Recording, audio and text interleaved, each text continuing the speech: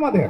আর আমরা আখিরুজ জামানের হাদিসগুলো থেকে এটা স্পষ্ট জানতে পারি যে ইনশাআল্লাহ তাআলা বাইতুল মুকাদ্দাস হবে আমাদের খেলাফত প্রাণকেন্দ্র এবং আমাদের কন্টিনেন্টে খোরাসান।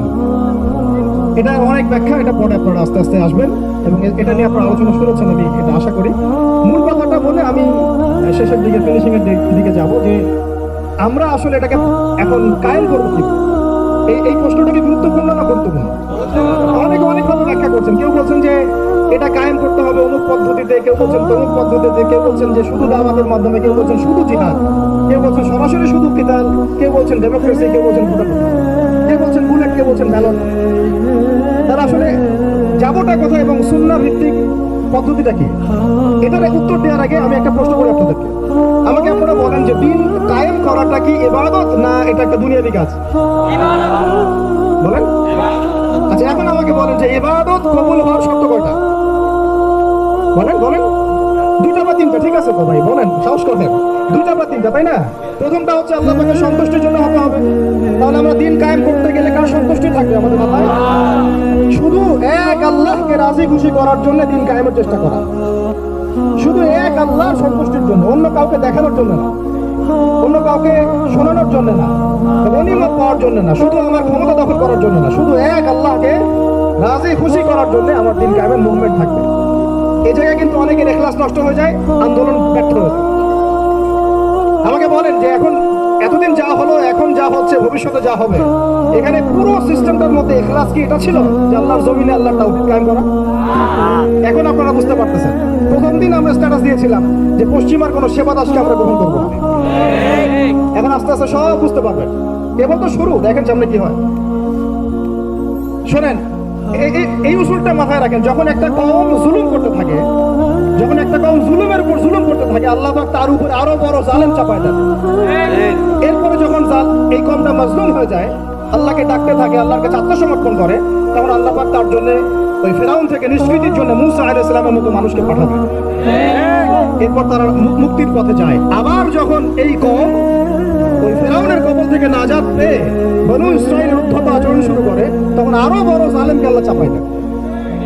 আমরা যেন এই ভুল করতে না যাই, আমরা যেন এই ভুলটা না করি। আল্লাহ পাক যদি আমাদেরকে ফেরাউনের কবল থেকে নাজাত দিয়ে থাকেন, আমরা যেন উদ্ধত বনু ইসরাঈল না হয়ে যাই। এটা আমার খুব হৃদয়ের ভিতর থেকে একটা আকুতি। মূল কথা আসি যে আল্লাহ পাকের সন্তুষ্টি হবে আমার উদ্দেশ্য, ইখলাস ঠিক রাখতে হবে প্রত্যেকটা কাজে। আপনারা বই মেলে কেন এসেছেন? আল্লাহকে রাজি খুশি করা। আমি কেন কথা বলছি? আল্লাহকে রাজি খুশি করা। আমরা ওস্তাদকে শ্রদ্ধা সম্মান কেন করি? আল্লাহকে রাজি খুশি করা। নাকি ওস্তাদ আপনাকে প্রশংসা করবেন সেজন্য? নাকি এখানে আপনি কোনো স্বার্থ পাবেন সেজন্য? শুধু এক আল্লাহকে রাজি খুশি করার জন্য যখন আমরা সবাই কাজ করবো, দেখবেন অটোমেটিক্যালি তাওহীদ প্রতিষ্ঠা হয়ে গেছে ইনশাআল্লাহ।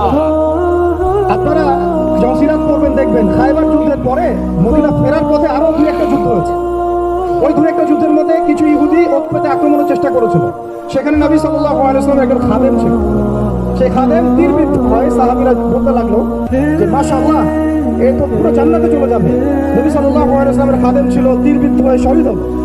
নবীজি বলছেন না, সাল্লাল্লাহু আলাইহি ওয়াসাল্লাম বলছেন না, বরং আমি দেখছি তাকে জাহান্নামের আগুনে জ্বলতে। বলেন আউযুবিল্লাহ। সাহাবীরা অবাক হয়ে জিজ্ঞাসা করলেন, কি কারণ ইয়া রাসূলুল্লাহ? তিনি বললেন, খায়বারের গনিমতের মাল থেকে একটা চাদর সে না বলে নিয়েছিল, এই কারণে। খায়বারের গনিমতের মাল থেকে একটা চাদর সে না বলে নিয়েছিল, জাস্ট এই কারণে। তখন সবাই কিছু কিছু করে জিনিস আনা শুরু করলো, জমা দেওয়া শুরু করলো। একটা মেসওয়াক, একটা ডাল পর্যন্ত মানুষ জমা দিয়ে দিল। নবীজি বললেন, এগুলো ছিল জাহান্নামের অংশ যা তোমরা জমা দিলে। তাহলে আমাদের পুরো মুভমেন্টের উদ্দেশ্য কি হবে বলেন? আজকের আলোচনা সব ভুলে গেলে একটু ভুলে যায় না। আমাদের পুরো উদ্দেশ্যটা কি হবে? শুধু এক আল্লাহকে রাজি খুশি করার। এই উদ্দেশ্য থাকলে তখন আপনি আমির মানতেও সমস্যা হবে না, জামায়াতে আসতেও সমস্যা হবে না, ইমারতেও সমস্যা হবে না, আপনার বায়াত দিতেও সমস্যা হবে। এখানে যদি তার স্বার্থ থাকে তখন আপনি কিন্তু এখানে এড়ায় যাবেন না। আমি কেন তাকে মানবো? আমি কি কম বড় আলেম? হ্যাঁ, আমি কেন জামায়ায় যাব? আমার কি আলাদা জামায়া করার সুযোগ নাই? আমি কি সিরাত কম বুঝি? আমি কি দিন কায়েম কম বুঝি? আমি কেন ঐক্যের জন্য নরম হব?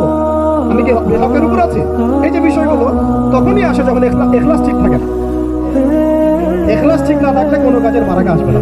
আল্লাহ পাক আমাদেরকে বোঝার তৌফিক দান। আমিন।